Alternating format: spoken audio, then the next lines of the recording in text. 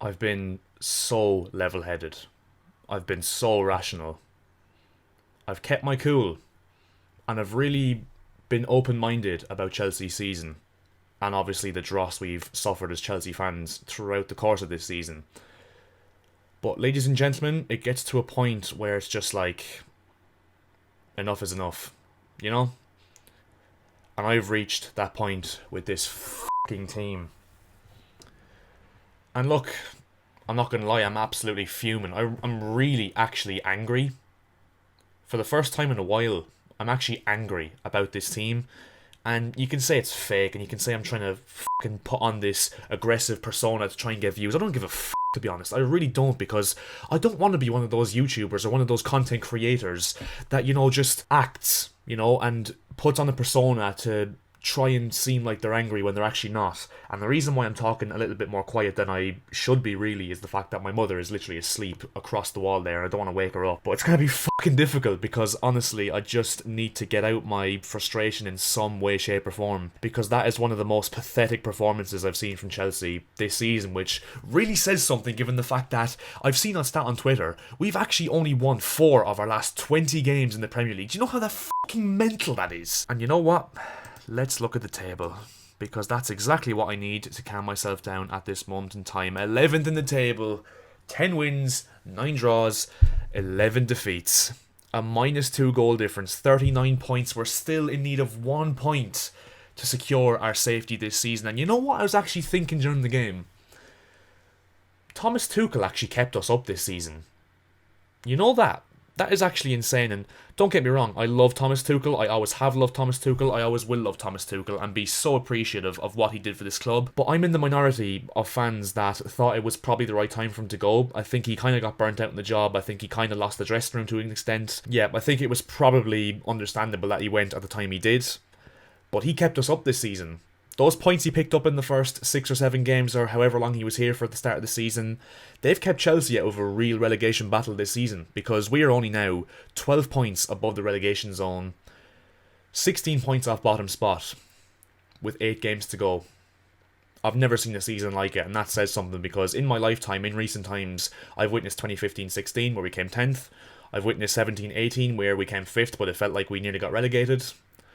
But this tops the lot. I don't know how we're 11th. I really, really don't know how we're still 11th in the league. And we were 2 weeks ago ahead of Aston Villa. They are now 8 points ahead of us in 6th, competing for European football. And with the money we have fucking spent, we have spent £600 million and we are 11th. Do you know how insane that is? That actually blows my mind to another level. And you know what? I think it would have been a travesty for this sport if we came away from this game with anything, if I'm honest, because I think Wolves, to be fair, don't get me wrong, I'm normally a fan who comes on, and if we lose a game, I will normally say, you know what, fair play to the opposition team, they were much the better team, and they deserved the win. But don't get me wrong, Wolves deserved the win, but it wasn't because they were brilliant, it was because we were absolutely treacherous in every aspect of the game. And 0.56 expected goals for Wolves, a stunner from Mateus Nunes won in the game, fair enough, they won the game fair and square, but it was because we were so bad, and we made it really easy for Wolves in the way we played. I think Wolves really asserted their dominance on us for the whole game. I mean, oh my days, look at that momentum bar from the first half. Oh my Lord Jesus. That is outrageous. Oh my God. And you know what the thing is as well? We had 61% of the ball, right? This just shows how deceiving these stats are. We had 1.05 expected goals, 62% of the ball, 13 shots.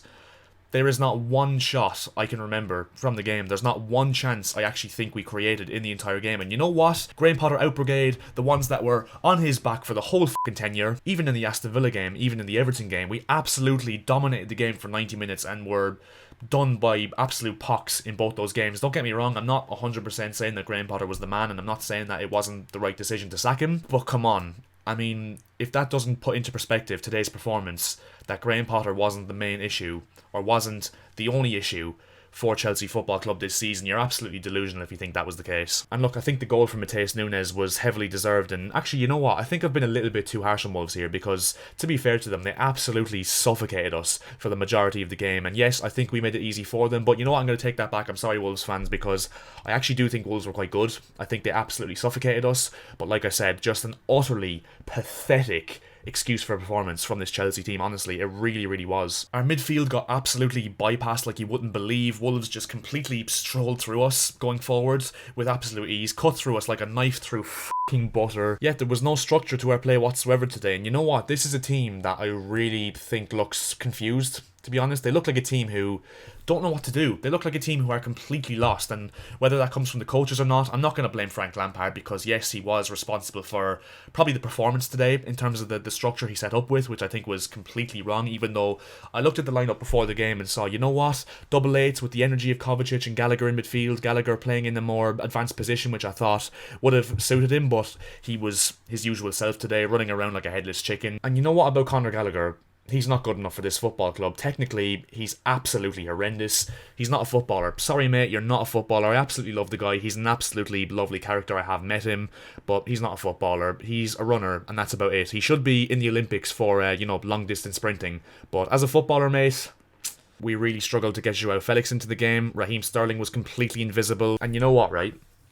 I'm not one to call out individual players in a team performance that was absolutely horrendous, but Kai Havertz, you are not a footballer, are you? Because footballers know how to control a football. Footballers don't consistently run the ball out of play or get dispossessed in the stupidest of ways. You know what? When Kai Havertz signed for this club, I was so excited. £70 million, £71 million or whatever it was, and I heard from Bundesliga experts, from Bundesliga enthusiasts, that this guy was a creative player, that this guy had the killer ball in him, that this guy could play that pass, that line-breaking pass, and create chances for us. Well, that was a fucking lie, wasn't it? Because this guy is as creative as a fucking kitchen table, to be honest. And I don't know if you've noticed, but they're not very creative. And to be honest, his body language at this moment in time, he doesn't want to be here, let's be honest, and the Premier League's just not for him. He'll probably go to Bayern Munich and excel there, because the Bundesliga is a completely different league where attackers get a lot more time in possession in the final third, but he's not a Premier League player, I think it's fair to say. And you can say, oh, he's not a striker. Is he anything? Really, is he anything? Like, we've played him in pretty much every position we can play this guy in, and he's been the same. And the thing I'd say about him, the way I'd actually describe this guy, he's a luxury player with very little luxury, to be honest. I mean, bar the 2 or 3 games he has in March where he's actually decent and scores goals for us, I've actually backed this guy as well, you know. That's the weird thing. I've actually backed this guy to the hills, but I think I'm massively running out of patience with him. I really, really am. And at this stage, I think it's a case where he's not a player that's going to be able to lead the line for us in a team that wins titles. It's as simple as that, in my opinion, right now. So, let's play a game. Let's play a really fun game for the moment. Let's look at our remaining fixtures this season. Real Madrid away. Oh my days, I've actually just clocked. We are going to get fucking humiliated on Wednesday night. Okay, deep breaths, deep breaths. Brighton at home. I'm going to that. I really can't wait.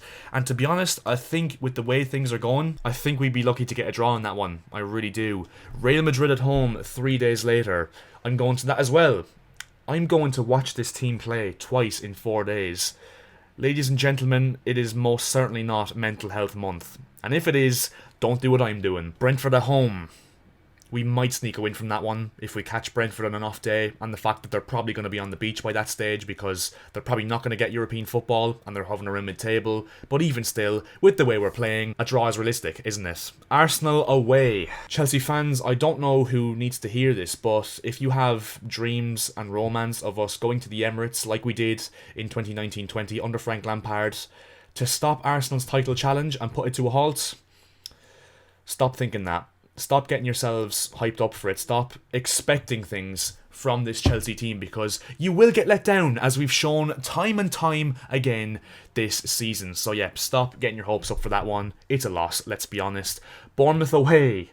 A fixture that we very, very rarely win in. or get anything from. So guess what? A loss. For a Bournemouth team, dangerous on the counter-attack, in a relegation battle, f*** that, we're losing. We lost to these guys when they had f*** all to play for over the years. So what makes you think we're going to beat them when they've got something to play for? Nottingham Forest at home, that's probably the one we'll win. Even still, because of Nottingham Forest, yes, they do have something to play for. They will be fighting for their lives probably at that stage of the season. But it's just one of those games we probably just will win, let's be honest, and we'll kid ourselves once again to say we have some promise going into the last few games of the season. Man City away, loss. Ultimate loss, let's be honest. Manchester United away, Eric Ten Hag ball against Frank Lampard ball.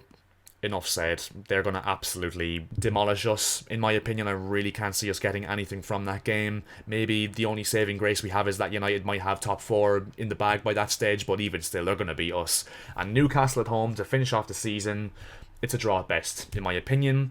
So, yeah, we're looking like we're going to finish the season on, what, about 43, 44 points? Oh my days, I've never seen a season f***ing like it, honestly. And Julian Nagelsmann, Luis Enrique, whoever takes over this mantle, first of all, I offer you my sincere apologies because you're making probably the biggest, career mistake you could possibly make at this moment in time.